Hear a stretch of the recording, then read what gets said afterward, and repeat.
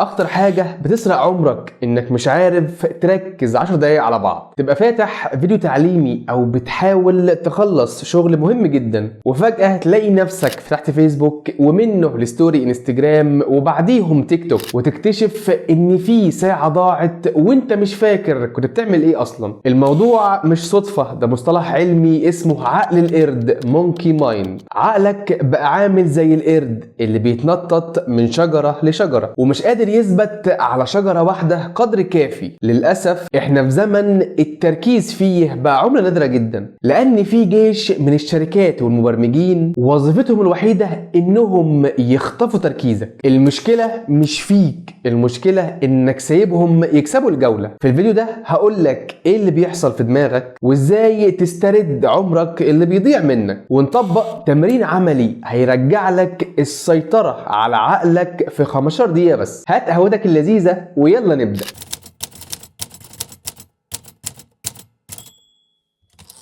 لو سألتك هو الشهر ده راح فين أو السنة دي خلصت إمتى، غالبا مش هتلاقي إجابة واضحة، وده معناه إنك كنت بتتنطط بين حاجات كتير مش مهمة بدل ما تركز على حاجة واحدة ليها عائد حقيقي ليك. أما لو قريت كتابين خلال الشهر أو أنجزت مشروع مهم في السنة، هتبقى عارف وقتك راح فين ومش هتندم عليه بأسى. الحقيقة اللي لازم تستوعبها إن عمرك هو تركيزك. قلبك هيدق عدد مرات محدود خلال حياتك، دقات قلب المرء قائلة له إن الحياة دقائق وثوان. كل حاجة بتقضي فيها وقت انت فعليا بتبيع جزء من عمرك مقابل العائد اللي بتحصل عليه من الحاجة دي. فما تبيعش عمرك مقابل حاجات رخيصة. المشتتات زيها زي المسكرات، بتدي لك متعة مؤقتة بس بتسيب لك وراها اكتئاب وحزن وندم لما تكتشف انك ما انجزتش حاجة. هنا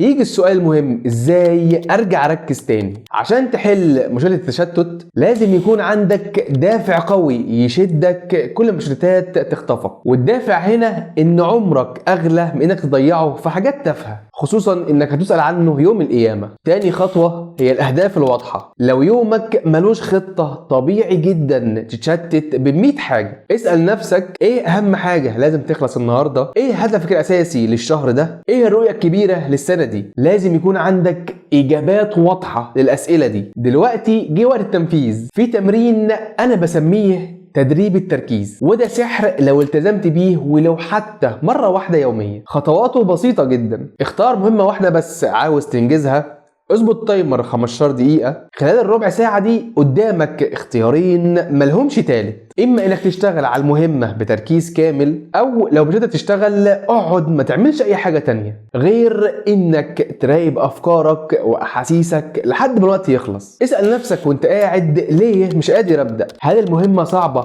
لدرجة اني مش قادر ابدأ فيها؟ هل في اسباب تانية غير المهمة نفسها؟ التمرين ده هيخليك يا اما تنجز شغلك يا اما هيزود وعيك باسباب هروبك ومطلتك، وده اول طريق العلاج. نصيحة مهمة، ما تستعجلش النتائج. التشتت بقى عادة مترسخة جوانا ومحتاجة وقت وصبر عشان تتغير او نوصل لنسبة صحية بين التركيز والترفيه. مفيش حد بيقدر يركز طول الوقت، والراحة والتسلية مطلوبين، بس الفرق انك بترتاح بعد ما تنجز مش بترتاح بدل ما تنجز. الموضوع هياخد وقت فعلا، بس صدقني يستاهل، لان حياتك تستاهل. لو الفيديو عجبك جرب تمرين ال15 دقيقة دلوقتي واكتب لي في التعليقات حسيت بايه، وما تنساش تعمل لايك وتشترك في القناة لو لسه ما اشتركتش. شارك الفيديو مع معارفك واصحابك لعلهم يستفيدوا عشان تساعد عقلك يفضل مركز في اللي يفيده.